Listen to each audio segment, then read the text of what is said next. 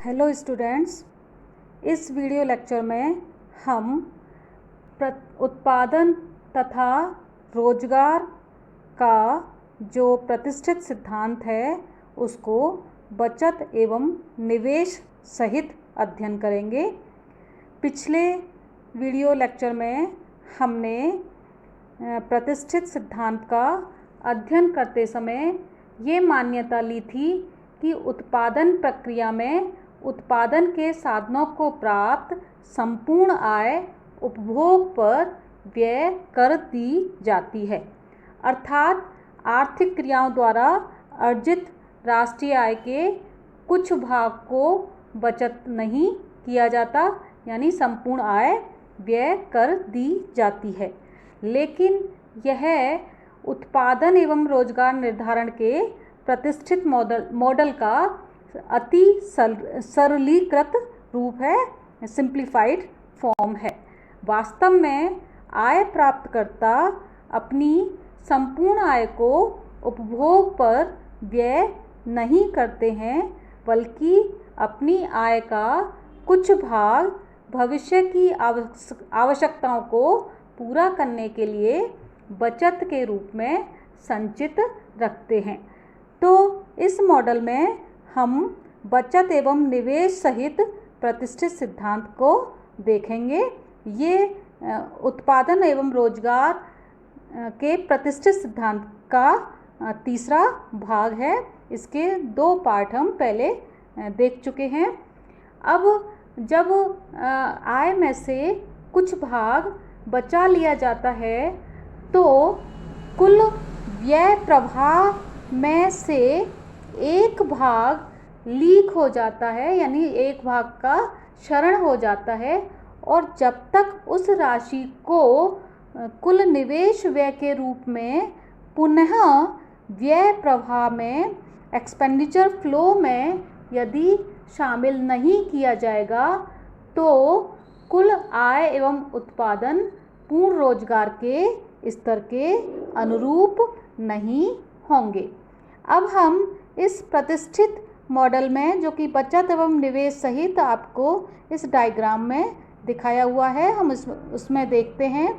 तो जैसा कि हमने पिछले वीडियो लेक्चर में देखे थे, तो ये ए, बी, सी और डी पार्ट पहले की तरह ही हैं, जिसमें हमने देखा था कि जो इसका बी पार्ट है उसमें श्रम बाजार में रोजगार का निर्धारण हो रहा है और वास्तविक मजदूरी का निर्धारण हो रहा है। WYP वास्तविक मजदूरी निर्धारित हो रही है, जहाँ पर श्रम की मांग और श्रम की पूर्ति बराबर हैं। ए भाग में उत्पादन फलन के द्वारा रोजगार स्तर के अनुरूप उत्पादन मात्रा का निर्धारण हो रहा है। O1 उत्पादन मात्रा है। O1 उत्पादन मात्रा दी हुई होने पर मुद्रा पूर्ति MB दी हुई होने पर जो कीमत स्तर है C भाग में P1 कीमत स्तर निर्धारित हो गया है, और इस P1 कीमत स्तर के अनुरूप D भाग में O एक्स अक्ष पर कीमत स्तर और OY अक्ष पर हमने मौद्रिक मजदूरी ली है, W लिया है। तो OY अक्ष पर D भाग में OW मौद्रिक मजदूरी निर्धारित हो गई है। अब हम इसका ई पार्ट यदि हम देखें, इस मॉडल में हमने ई पार्ट, जो कि बचत निवेश सहित प्रतिष्ठित मॉडल है, उसके ई पार्ट में हमने जो कुल उत्पादन है O1, उस कुल उत्पादन जो कि पूर्ण रोजगार के अनुरूप उत्पादन स्तर है O1, उसमें से कुल बचत का जो परिमाण है उसको ज्ञात किया है ई भाग में। ई भाग में आप CC कंजम्पशन फंक्शन देख रहे हैं और SS बचत फलन है। इस चित्र में ई भाग में, इस चित्र में SS बचत फलन का निर्माण करने के लिए कुल स्थिर उत्पादन O1 में से जो उपभोग फलन है उसके बीच की जो शीर्ष दूरी है, वर्टिकल डिस्टेंस है, उसको विभिन्न ब्याज दरों पर मापा गया है। जैसा कि आप देख रहे हैं ई चित्र में ओ जो वाई अक्ष है उसमें उपभोग स्तर लिया गया है और इसमें बचत भी ली गई है, और जो ओ एक्स अक्ष है उसकी डायरेक्शन हमने ओ जो है उसको डायरेक्शन इस तरफ ली है, इस तरफ ये बढ़ता हुआ जा रहा है। ओ एक्स अक्ष पर हमने ब्याज दर दिखाई है।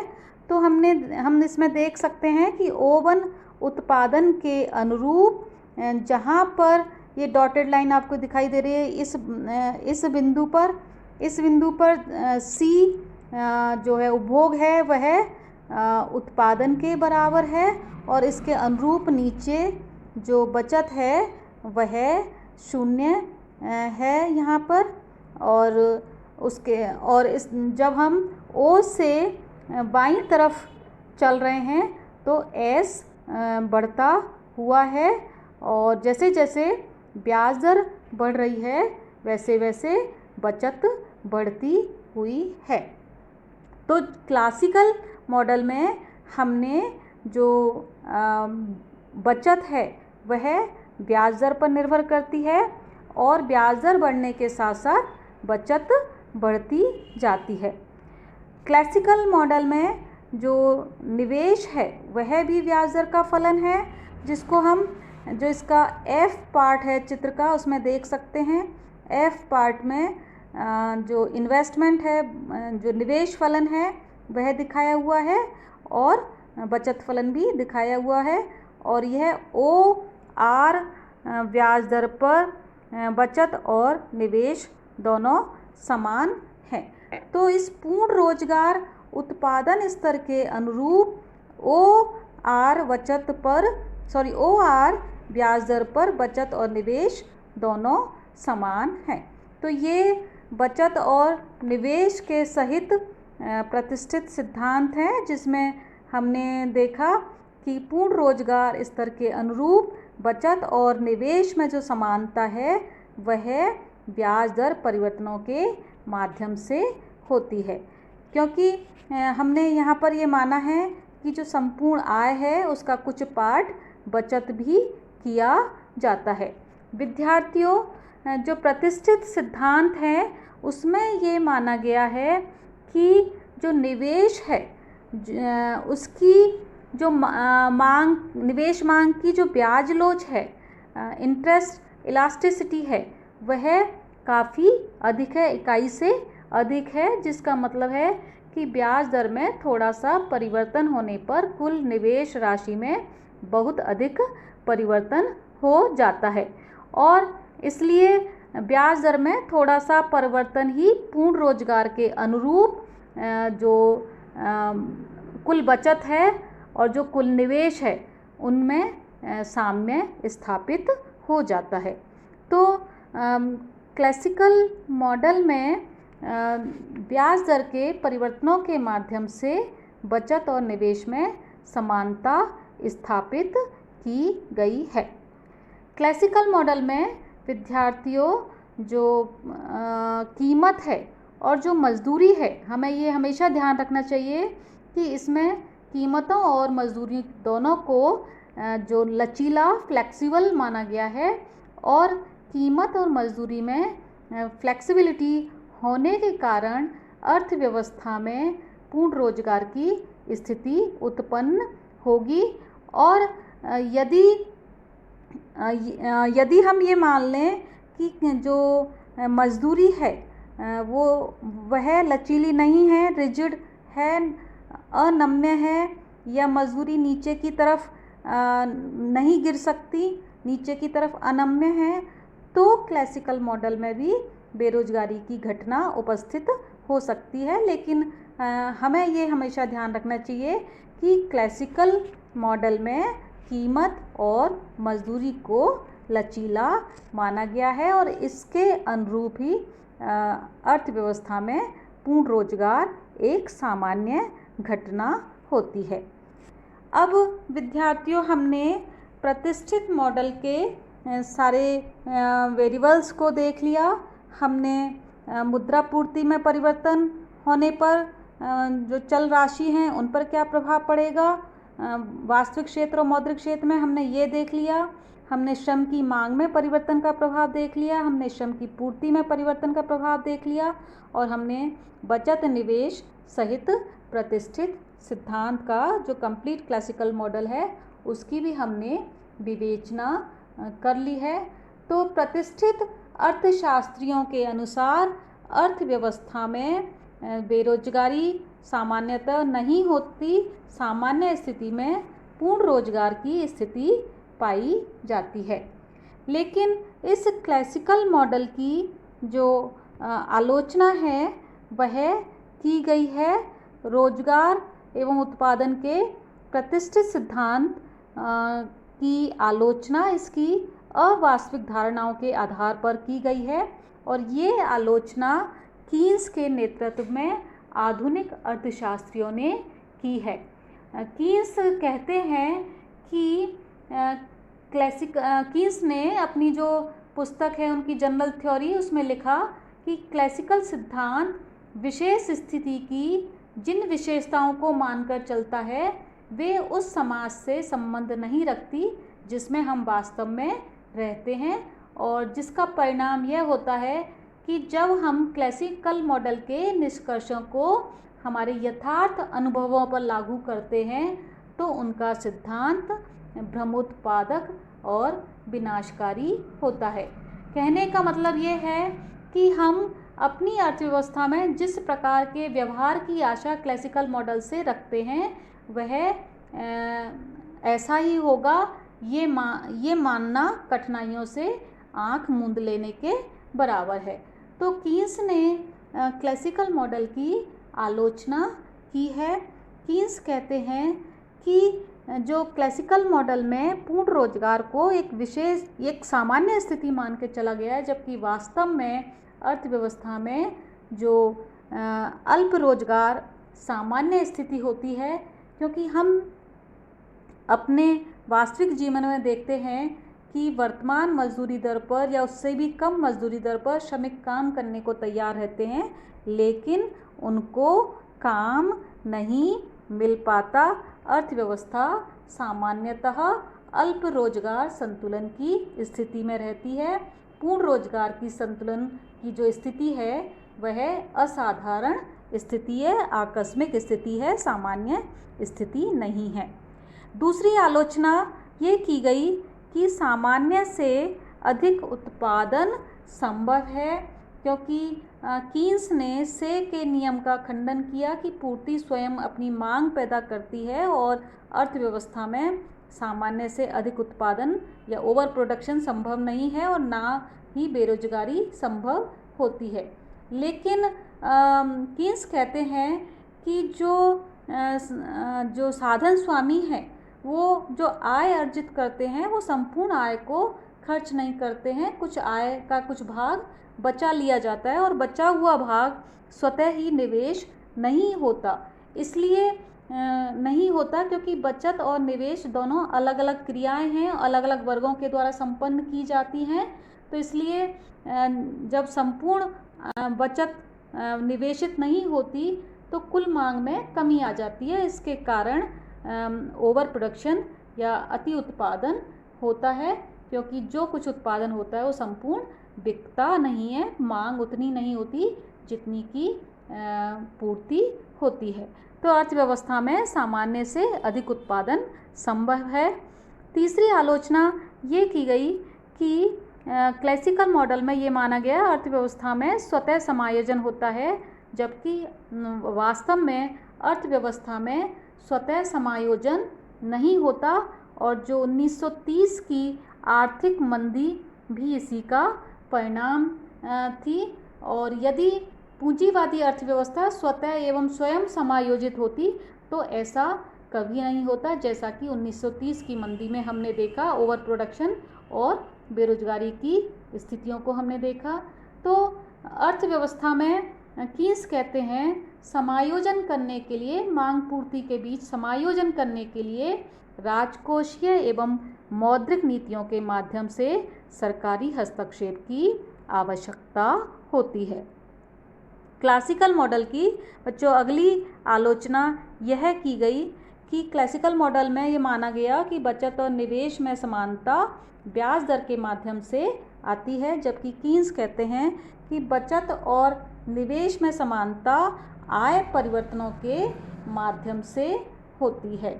यदि अर्थव्यवस्था में निवेश अधिक है बचत से, तो अर्थव्यवस्था में आय में वृद्धि होगी और आय में वृद्धि आगे चल के बचत को बढ़ाएगी और बचत और निवेश में समानता स्थापित हो जाएगी।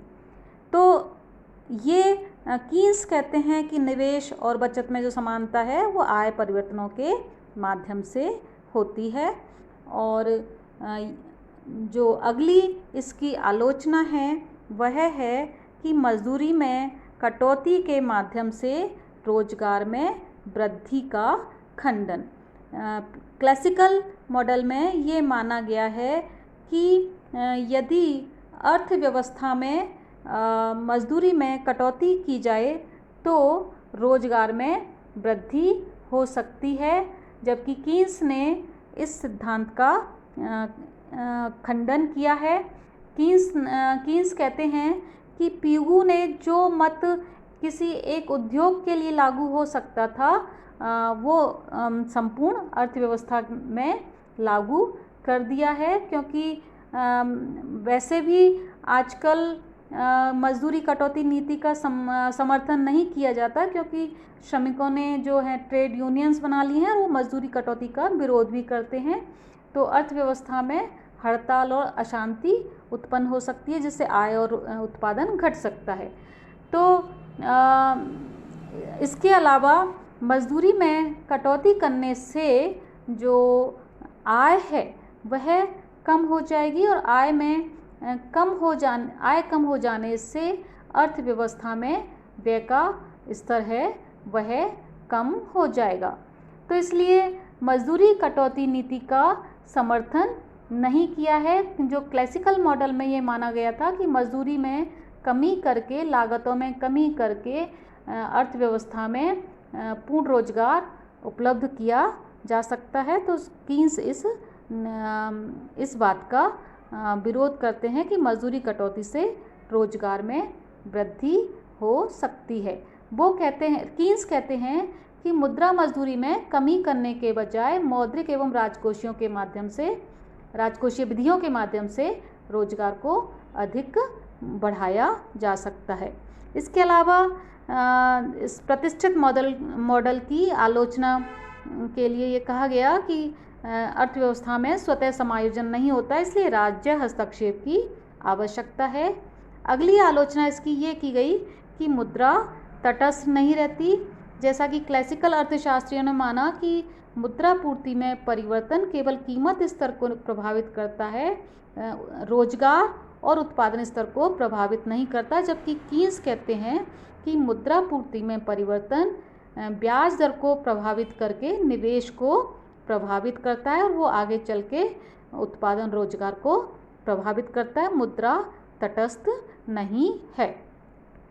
क्लासिकल मॉडल की आलोचना ये भी की गई कि क्लासिकल मॉडल जो दीर्घकालीन विश्लेषण है और इसमें ये माना गया है कि दीर्घकाल में जो सामान्य रोजगार रहता है, पूर्ण रोजगार रहता है, जबकि कीन्स में इतना धैर्य नहीं था कि वो दीर्घकाल की प्रतीक्षा कर सकें। इसलिए कीन्स कहते हैं कि दीर्घकाल में तो हम सब मर जाते हैं, इसलिए वो कहते हैं कि हमें अल्पकालीन विश्लेषण पर ध्यान देना चाहिए, जबकि जो प्रतिष्ठित अर्थशास्त्री हैं वह स्वयं समायोजित प्रक्रिया के माध्यम से दीर्घकाल में पूर्ण रोजगार में विश्वास रखते थे।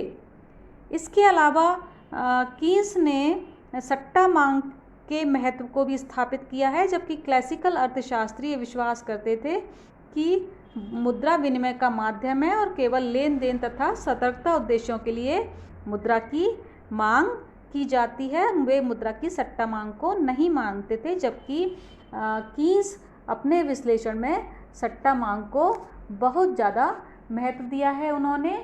और वो कीन्स कहते हैं कि नीचे ब्याज दर पर मुद्रा की सट्टा मांग बहुत अधिक होती है और इसलिए ब्याज की दर एक निश्चित न्यूनतम स्तर से नीचे नहीं गिर सकती और अर्थव्यवस्था में जो लिक्विडिटी ट्रैप है, तरलता जाल की घटना उपस्थित हो जाती है और तरलता जाल ब्याज दर को एक निश्चित न्यूनतम दर से नीचे गिरने से रोकता है। कीन्स ने ये भी कहा कि हो सकता है कि बचत और निवेश में जो समानता है वह